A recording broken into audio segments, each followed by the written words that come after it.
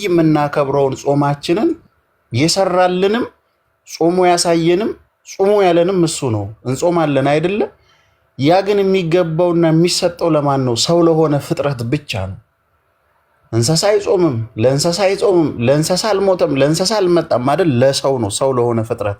ግን ሰው ለሆነ ፍጥረት እርሱ ወልድ ኢየሱስ ክርስቶስ ከመጣ ሰው ለሆነ ፍጥረት ወልድ ኢየሱስ ክርስቶስ ዋጋ ከከፈለ ሰው ለሆነ ፍጥረት ወልድ ኢየሱስ ክርስቶስ አርያ ከሆነ ሰው ለሆነ ፍጥረት ራሱን ቤዛነት አድርጎ ካቀረበ ሰው ያለ መሆን ጸባዩ ከየት አመጣው? አይገርምም? ግን ሰው ያለ መሆኑን ጸባይ ከየት አመጣው? ልጄ ሆይ ሰው ሁን። የሚገርም እኮ ነው እናንተ። ለካ ሰው ሆኖ እንደ ሰው ተፈጥሮ ሰው አለመሆንም አለ። ታዲያ ለምንድን ነው መጽሐፉ ልጄ ሆይ ሰው ሁን ያለው ጠቢቡ? ለምንድን ነው ሰው ሁን? ሰው አይደለ እንዴ? እንደ ሰው አይደለ የተፈጠረው? የሥላሴን ወይም የእግዚአብሔርን ገጽና መልክ አይደል እንዴ የሰው ልጅ የወሰደው? ታዲያ እግዚአብሔር እንደኔ ሰው አድርጌሃለሁ እኔ እንደዚህ ነኝ ብሎ ካለውና የሱን በአምሳሉ አዳም እንደኛ እንደ አንዱ ሆነ ብሎ ካለ ስለዚህ የሱን መልክና የሱን ገጽኛ ከያዝን ታዲያ ሰው መሆን ለምን አቃተን? ምንድነው ሰው እንዳንሆን ያደረገን? እስቲ ጠይቀን እናውቃለን ራሳችንን? መጽሐፉ ግን ሰው ሁን ይላል። እንዴ ሰው ከሆነን ታዲያ እንዴት ሰው ሁኑ ይለናል? ሰው ሆኖ ተፈጥሮ የሰውን ስራ የማይሰራ ስንት ሰው አለ? ስንቶቻችንን እንደ ሰው ተፈጥረን የሰውን ኑሮ ግን ሰው እኮ እንደ ሰው ተፈጥሮ ልቡሳን አጋንንት የሆነ ሰው አለ። ታውቃላችሁ? ልቡሳን አጋንንት ሰው ለሆነ ሰው እንኳን ኢምንታል ወይም ጥቂታል የማይራራ ግን ሰው አይደለ? ሰው አይደለ? ራሱ ግብሩ የሰው ነው፣ መልኩ የሰው ነው። ግብሩ ግን ሰይጣናዊ የሚሆን እንስሳዊ የሆነ ጸባይ፣ ለሰው ጥቂት የማይራራ ሰው ግን ምን እንለዋለን? ሰው ሆኖ ሰው አለመሆን አለ ማለት ነው። አያችሁ? በሰውነት ውስጥ ሰው ያለመሆን ባህሪ ያለ። እሱ ምንድነው?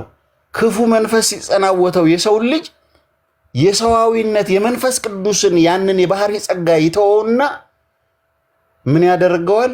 አጋንንቱ በሱ ላይ ሲያድር ሰውነቱን የሰው መልክንና የሰውን ፊዚካል ወይም ገጽ ያዝ እንጂ ስራውና ተግባሩ አጋንንታዊ ይሆናል። ሰው ደግሞ ሰው ሆኖ ተፈጥሮ እንደ ሰው መኖር ያልቻልን ስንቶቻችንን? በጣም እልከኞች፣ ልባችን የከፋ ልባችን ድንድን ያለ ለጥቂት ያህል እንኳን የእግዚአብሔርን ድምፅ መስማት የማንፈልግ በምንሄድበትና በምንጓዝበት መንገድ ልክና እውነተኞች ሆነን መስለን የታየን የምንታይ። አያችሁ? ሰው ያልሆነ ሰው ብዙ ሰው አለ ማለት ነው። ሰው አልሆንም እኮ። ለዛ ነው ጠቢቡ ልጄ ወይ ሰው ሁን። ሰው ከሆነ የሰውን ሽታ የሰውን ጠረን ብቻ አይደለም የሰዋዊ ባህሪ በውስጡ ይኖራል። ይህ ማለት ቅድስናን፣ ትህትናን፣ ርህራሄን፣ ለጋስነትን፣ ፍቅርን በልቡ ይይዛል። ሰው ማለት ይሄንን ሲያሟላ ነው። ሰው ማለት ለጋስ ሲሆን ነው። ሰው ማለት ለሰው ሲያዝን ነው። በማንነቱ ወይም በዘሩ ወይም በሃይማኖቱ ሰውን የሚለካ ሰው ሳይሆን እሱ ሰው ከሆነ ሰው ሆኖ ለተፈጠረው ሰው ሆኖ መገኘት ማለት ነው ሰው መሆን። አያችሁ? ሰው አለመሆን ደግሞ ጨካኝ፣ አረመኔ፣ አድመኛ፣ ምንፍቅና፣ መለያየት፣ ክፋት፣ ተንኮል፣ ሴራ፣ ዘረኝነት ሰው ያለመሆንን ያሳያል በዚህ ውስጥ። አያችሁ? ሰው ሆነን ተፈጥረን እንደ ሰው አልኖርንም። ሰው ሆነን ተፈጥረን ልቡሳን አጋንንት ሆነን ግብራችን የማን ነው? የዲያብሎስ ነው። በዚህ ባለንበት ሳምንት ጌታችንና መድኃኒታችን ኢየሱስ ክርስቶስ ለሶስት ሰዎች 3 መክሊት ሰጥቷቸዋል። እንግዲህ በቤተክርስቲያን በሰፊው ተምረናል። ትናንትናና ከትናንት በስቲያ አይደለ? እነኛ ሰዎች 3 መክሊት አግኝተዋል።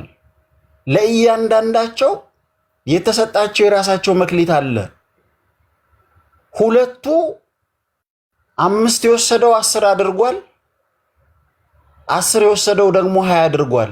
አንድ የወሰደው ደግሞ ያቺኑ ያላትን የያዛትን ቀብሮ አስቀምጧታል። ብድር የሰጠው የመክሊቱ ባለቤት መጥቶ ትናንትና የሰጠኋችሁን ወይም ያበደርኳችሁን ስጡኝ አላቸው። ባለ 5ቱም እጥፍ አትርፎ ባለ 10ም እጥፍ አትርፎ ሰጠ። ባለ አንዱ ግን ቆፍሮ ቀበረ። ከዛ እነሱስ አተረፉ። አንተ ለምንድነው ትርፍ አድርገህ ያላመጣኸው? እኔ እኮ እንድትሰራበት እንድታተርፍበት ነው የሰጠው ብሎ ሲለው ምን ይላል? ምን ብሎ መልስ እንደመለሰ ታውቃላችሁ? አንተ ጨካኝ ነህ፣ እንዴት ያልሰጠውን ትቀበለኛለህ? የስንፍናው ምልክት አያችሁ? ስንፍና በልባችን ላይ ኃጢአት ስትሰራ ቅዳሴ ትናንትና እናስቀድስ የነበረን ሰዎችን ሰንፍና ምን ችግር አለው? ነገ እናስቀድሳለን። ባላስቀድስስ ምን ችግር አለው? ጾም ያለው ትናንትና እንሰጥ ስለነበረ ዛሬ ግን አይ በፊት ሰጥ ነበር እኮ ብዙ አመት ሰጥቻለሁ። አይ ምን ችግር አለው አሁን ባልሰጥ በሌላ ጊዜ ደግሞ ሰጣለሁ። አይታችኋል? ክርስትና ማለት እለት እለት የሚያድግ ህይወት ነው እንጂ የሚቆም አይደለም። ክርስትና ማለት እለት እለት እየጠነከረና እያበበ እያፈራ የሚሄድ ነው እንጂ በትናንትና ማንነት የሚኖር ህይወት አይደለም፣ የሚቆምም አይደለም።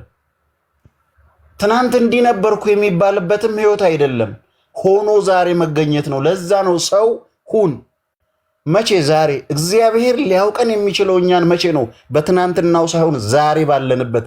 እግዚአብሔር ሲመጣ ወይም ሲጠራን ቢያገኘን በየትኛው ነው? ዛሬ ባለንበት ህይወት። መልአክ ትናንትና ሴጣን መልአክ እንደነበረ አይደለም የሚያውቀው እግዚአብሔር። ዛሬ ሴጣን በሆነበት ህይወት ነው የሚያውቀው። ዲያብሎስን ያወቀው በዛ ነው። ዋጋውን የሚሰጠው ባሁን ባለበት እንጂ ትናንት በነበረበት አይደለም። ትናንትናማ መልአክ ነበር የብርሃን፣ ዛሬ የጽልመት መልአክ ሆኖ በጽልመት ውስጥ ታሰረ እንጂ። አያችሁ? ትናንትና ሰው ሁኑ ልጆቼ ናችሁ ተብሎ በመስቀል የተከፈለለት የሰው ልጅ አያስፈልገኝም እኛ የብርሃን ልጆች አይደለንም ብለን በገዛ ጥጋባችንና በእልህኝነታችን ወደ ጨለማው ለዘላለም እንገባለን። የብርሃን ልጅ ከብርሃን እንጂ ከዳብሎስ ጋር ምን ህብረት አለው? ስራው ሁሉ ይላል መጽሐፍ የተገለጸ ነው። የምን የብርሃን ልጅ? ብርሃን ሳለ ተመላለሱ አይደለ? ማቴዎስ ዮሐንስ ወንጌል ላይ የተጻፈው ምዕራፍ 12 ቁጥር 8 ብርሃን ሳለ ተመላለሱ። እናንተ ማን ናችሁ? የብርሃን ልጆች ናችሁ። ብርሃን ሳለ ምንድነው? ብርሃን ነገ ይጨልማል ማለት ነው ቀን። እናንተ ብርሃን ሳለ ሲባል በጎልማሳነትህ ህይወት ተመላለስ፣ በጎልማሳነትህ ቅድስናን ተማር።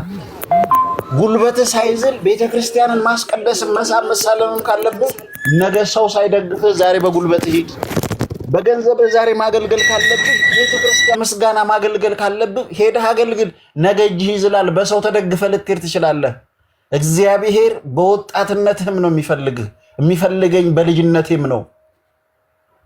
መክብብ 12 ላይ ለዛ ነው እኮ በጉብዝና ወራት ሁሉን ማድረግ በሚችልበት ሰዓት ማግኘት፣ ማትረፍ፣ መነገድ፣ መውጣት፣ መውረድ፣ መያዝ፣ ታግሎ መጣል የምትችልበትን ጊዜ ለእግዚአብሔር ስጠው።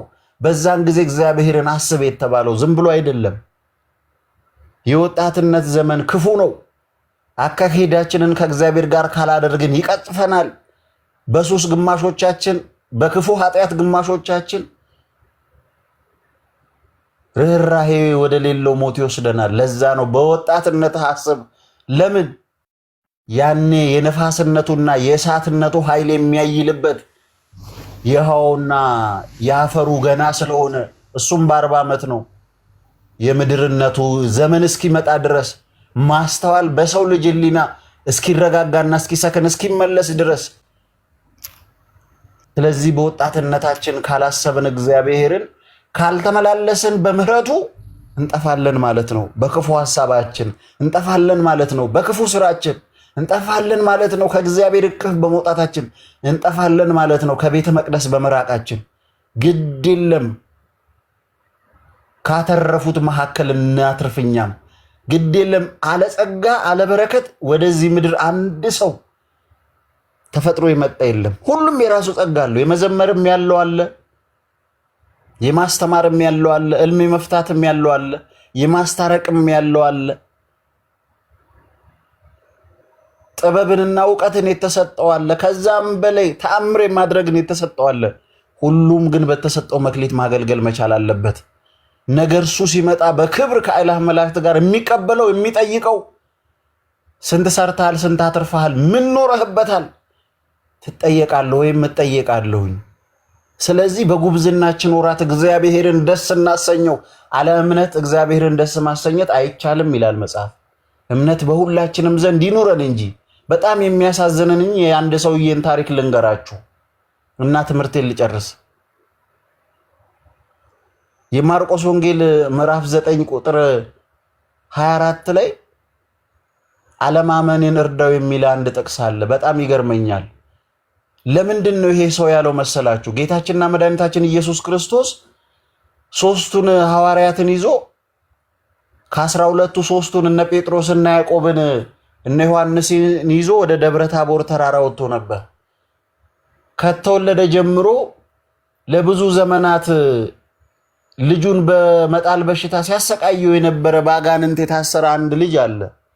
የእግዚአብሔርን ወይም የወልድ የኢየሱስ ክርስቶስን በመዋለ ሥጋዌ ሲፈውስ ብርሃን ሲሰጥ ስንቶችን ሽባ ሲተረትር የሰማ አንድ ሰው እንደው ልጄ ቢድን ብሎ በእምነት ይዞ ይሄዳል። ወዴት? እነሱ ወዳሉበት። ጌታችንና መድኃኒታችን ኢየሱስ ክርስቶስ ሶስቱን ሐዋርያትን ይዞ የለም፣ ወደ ደብረ ታቦር ሄዶ ነበር ምስጢራትን ሊያሳይ። ሌሎቹ ደግሞ 9 ቀርተው ነበር። ሲመጣ ጌታን አላገኘውም። እነሱን አግኝቷቸው እባካችሁ ልጄ ታሞብኛል እና ይሄን ልጅ አድኑልኝ። ከዛ እነሱም ብድግ አሉና ምን አሉ? በኢየሱስ ስም ልቀቅ፣ ባለና በሚኖር ዘላለም ስሙ የዘላለም አምላክ በሆነው በእርሱ እያሉ ቢሉ እምቢ አላቸው። ያ ሰው በጣም ገረመው። ይችላሉ ብዬ ባመጣ ምንም ነገር ሊያደርጉ አይቻልም። እምነታችሁ ይሄናል፣ የሚፈተንበትም ጊዜ ይመጣል ጎበዝ። ልጁን የያዘው አጋንንት ምን አይነት እንደው ታውቃላችሁ? የማይሰማ የማይናገር ዲዳ አጋንንት ይላል መጽሐፉ። መጽሐፉን አንብቡት። በእውነት የማይሰማ የማይናገር ዲዳ የሆነ መንፈስ በልጁ ላይ ተጸናውቶ ወይንም ተቀምጦበት ነበር።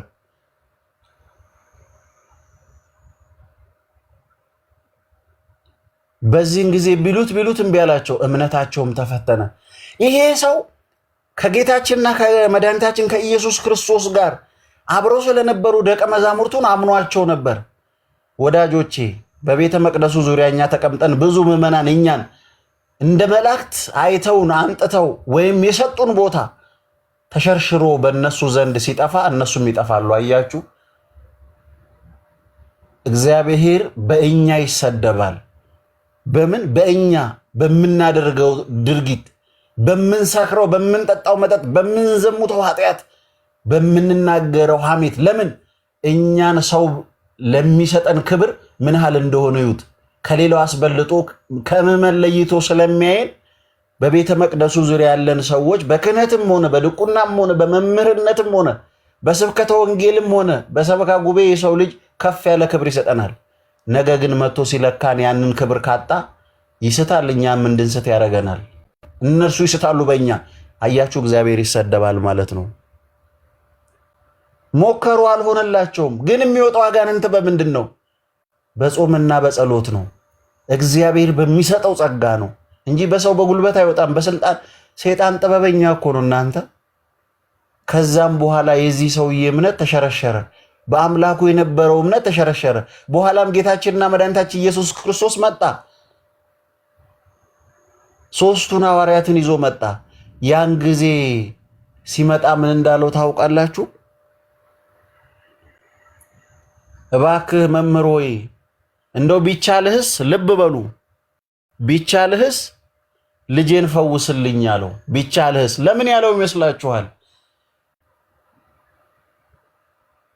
ከእርሱ ጋር የነበሩት ደቀ መዛሙርቶቹ ምንም ማድረግ ስላልቻሉ እሱም ከነርሱ የተሻለ አያደርግም ብሎ ያምን የነበረው ሰውዬ እምነቱ ላላበት ወይም ደግሞ ተፈተነበት። ስንቶቻችን እኮ የጸና ደዌ በሽታ ይዞን አልድን ስንል እኮ እምነታችን ተፈትኖብን ላልተን ጠንቋይ ቤት ሄደናል። እምነታችን ላልቶ ስንቶቻችን መጽሐፍ ገላጭ ቤት ሄደናል። እምነታችን ዝሎ ትናንትና በጸበል እንድናለን ብለን ሳንድን ስንቀርቆ ተሸንፈን ስርማሾች ቅጠል በጣሾች ስንቱ ጋር ሄደናል፣ ተንከራተናል። በእውነት እምነታችን አያችሁ አለማመኔን እርደዋል። ከዛ ምን አለው ጌታችንና መድኃኒታችን ኢየሱስ ክርስቶስ ለምን ቢቻልህስ ትላለህን?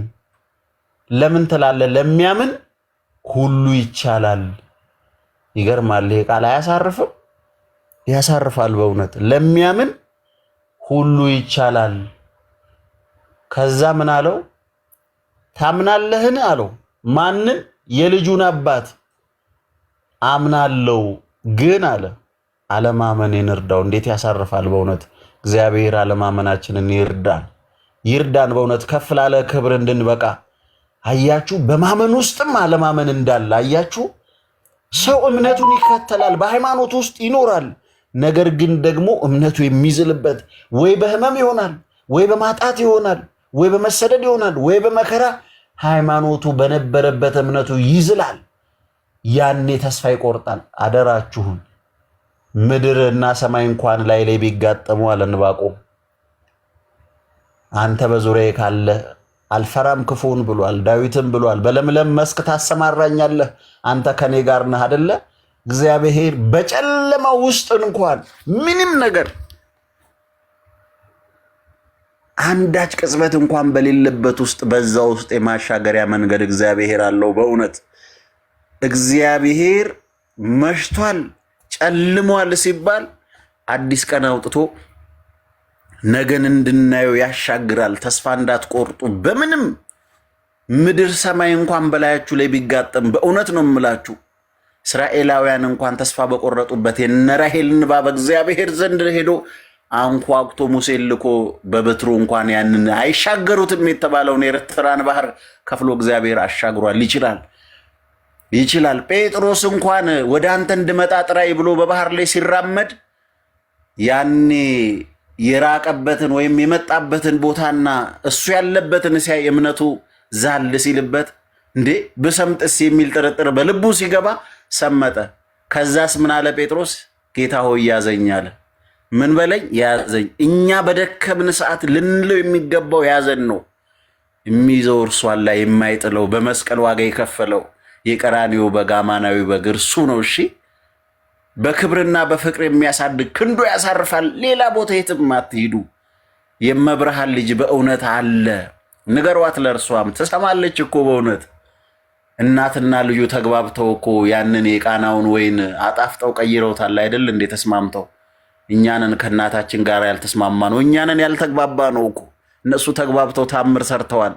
እኛ ሳንግባባለን እንዲሁ ስንጨቃጨቅ። እግዚአብሔር በእውነት ያግባባል። ሰው ከራሱ ካልታረቀ እንዴት ከእግዚአብሔር ይታረቃል? ሰው ከእምነቱና ከሃይማኖቱ ሰላም ካላገኘ ከማን ሰላም ያገኛል? አማራጭ የሌለው ምንም መሄጃ የሌለን የዘላለም አምላክ እግዚአብሔር እሱ አለ። በመስቀል ላይ እጁን ዘርግቶ እኮ ያለምን ሕዝብ አቅፏል። ስለዚህ መኑ ግድ የላችሁም፣ ለሚያምን ሁሉ ይቻላል። የሚያሳርፈው እግዚአብሔር ነው። የዛን ልጅ ናለውና ስንት ዓመት ነው ከታመመ ሲል ከልጅነቱ ጀምሮ አባትም ተጨንቋል። ከዛ እነሱ እኮ አንጥቼላቸው ሞክረዋል ግን አልሆነም አለው። አይ ምን አለው? አጋንንት በምን ይወጣል? በጾምና በጸሎት እንጂ አጋንንት በጉልበት ወይም በሌላ ነገር አይወጣም አለና ገሰጸ። እነሱም እንዲጾሙ ነገራቸው። ከጾሙ እግዚአብሔር በረከት ይስጠን። ከዛም አንተ አጋንንት በለቀህ ሂድ ሲለው ምድር ላይ አንፈራፍሮት ጮሆ አልሰማም አልናገርም ዲዳ ነኝ ያለው አጋንንት በእግዚአብሔር ፊት ጮሆ ተናግሮ ወጣ።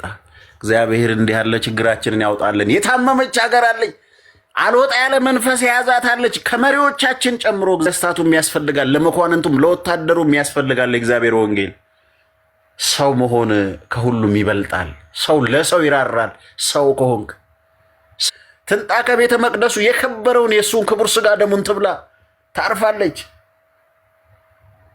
ነገ ለሚመጣው በአላህ መስጋና ከአላህ መላእክቱ ጋር መስግና ነፍስ ትቆማለች። እንድታርፍ ትፈልጋለህ? ንስሐ ግባ እናቴ ልጅ። ጾም ጸልይ፣ አልሰማም ያለው እንደ አጋንንቱ ዲዳ የሆነው ህይወታችን ታሪክ ይቀየራል። ለምን? እግዚአብሔር ያናግረዋል። ለእኛ ነው ዲዳ የሆነው፣ ለሰዎች ነው ያልተቻለው። ለማን ይቻላል? ለእርሱ ይቻላል። ስለዚህ አለማመናችንን እግዚአብሔር ይርዳን። በእውነት ህይወታችንን ይቀይረው። የታመመችውን ሀገር ያድን። ሰላም ያጣው ቤተሰብ ሰላም ያገኝ። ልጅ ያጣ ማህፀን ልጅ ያገኝ። ወንዶች፣ ሴቶች፣ ህፃናትን እግዚአብሔር በሞገስ ያሳድግልን። መጨረሻችንን ያሳምርልን። የአስቲያችን አምላክ ልዑል እግዚአብሔር ስሙ የተመሰገነ ይሁን። ይቆየን። አሜን።